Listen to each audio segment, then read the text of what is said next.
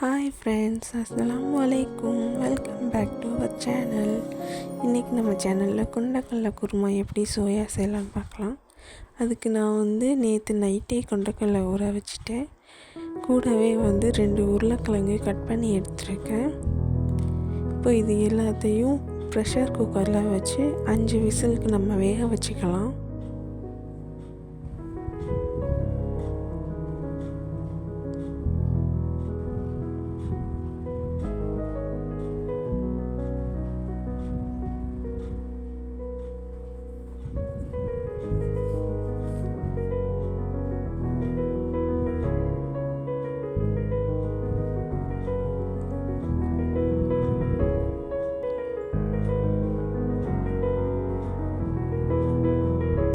கொஞ்சோண்டு உப்பு சேர்த்து நல்லா வேக வச்சுக்கலாம்.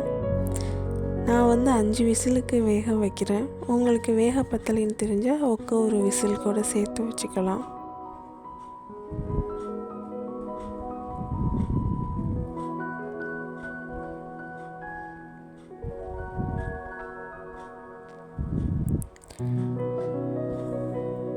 பாருங்கள் ஃப்ரெண்ட்ஸ், விசில் வந்துடுச்சு. 5 விசில் வந்துடுச்சு. இது கொஞ்சம் நேரம் ஆவி அடங்கட்டும். ஆவி அடங்கினதுக்கப்புறம் ஓப்பன் பண்ணலாம். இப்போது நான் குருமாவுக்கு தக்காளி கொஞ்சம் கட் பண்ணி எடுத்துக்கிட்டேன், வெங்காயம் கொஞ்சம் கட் பண்ணி எடுத்துக்கிட்டேன், பச்சை மிளகா 1 எடுத்துருக்கேன். உங்களுக்கு காரம் பிடிக்கும்னா 1 2 ஆட் பண்ணிக்கலாம். பிடிக்காதுன்னா நீங்கள் ஒரு பச்சை மிளகாயை எடுத்துக்கோங்க. இப்போ தேங்காய் ஒரு கொஞ்சமாக துருவி எடுத்துருக்கேன். அதை இப்போது மிக்ஸி ஜாரில் போட்டு கொஞ்சம் தண்ணி சேர்த்து அரைச்சி எடுத்துருக்கேன். ஆவி அடங்கிருச்சு. இப்போ நம்ம விசிலை எடுத்துகிட்டு குக்கரை ஓப்பன் பண்ணி பார்க்கலாம். பாருங்கள், உருளைக்கிழங்கும் கொண்டக்கடலையும் நல்லா வெந்திருக்கு. இப்போது உருளைக்கிழங்கு தொலி உரிச்சிட்டு அதை மசிச்சு எடுத்துக்கிறேன்.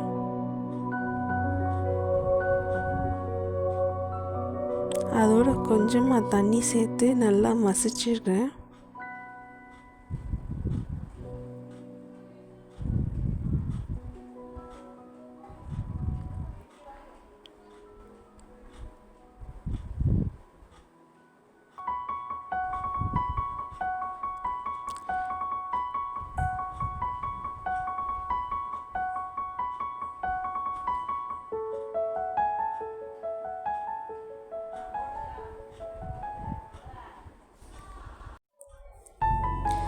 நல்லா மசிச்சுக்கிட்டு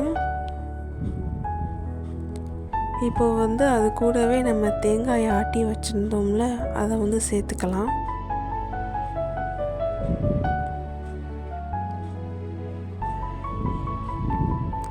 சேர்த்து நல்லா கிளறி விட்டுக்கோங்க. இப்போ நம்ம வேக வச்சுருந்த கொண்டக்கடலையை சேர்த்துக்கலாம்.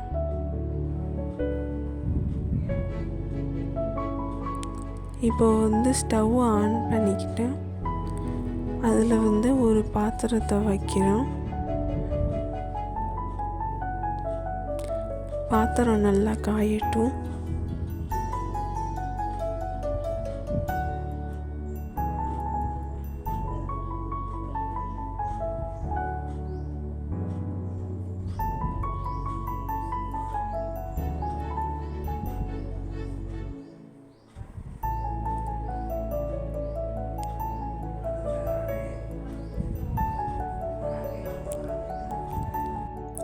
பாத்திரம் நல்லா காஞ்சிருச்சு. இப்போ நல்லெண்ணெய் சேர்த்துக்குவோம். எண்ணெய் நல்லா காயட்டும்.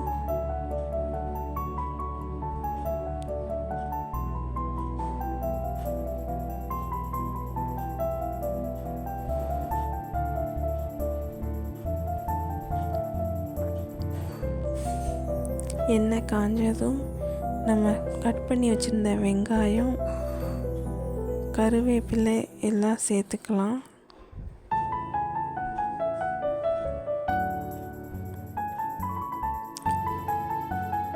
சேர்த்து நல்லா கிளறி விடுங்க. வெங்காயம் நல்லா செவந்து வரணும்.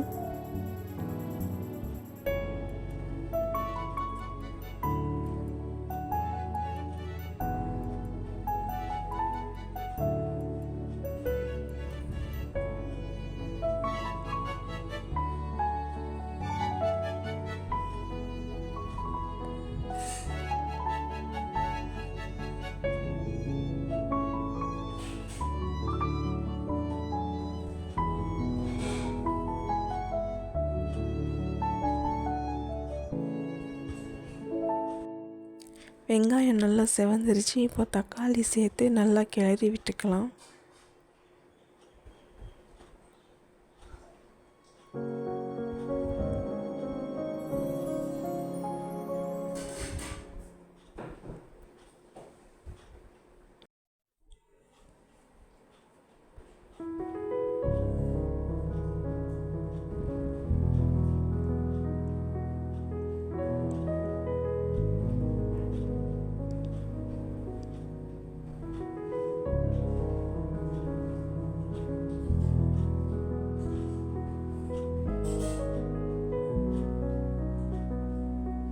தக்காளி நல்லா வதங்கிருச்சு. இப்போ 1 ஸ்பூன் மஞ்சள்தூள் ஆட் பண்ணிக்கலாம்.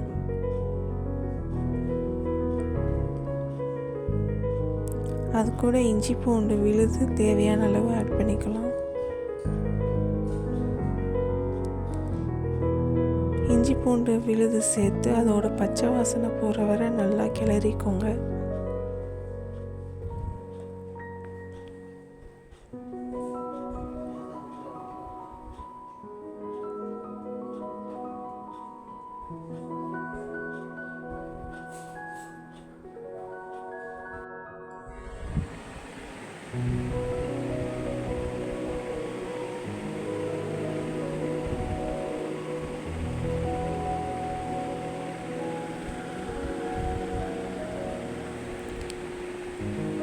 இஞ்சி பூண்டு விழுதோட பச்சை வாசனை அடங்கிருச்சு. இப்போ நம்ம அரைச்ச தேங்காயோட கொண்டைக்கடலை சேர்த்துருந்தோம்ல, அதை இதில் சேர்த்து நல்லா கலந்து விட்டுக்கலாம்.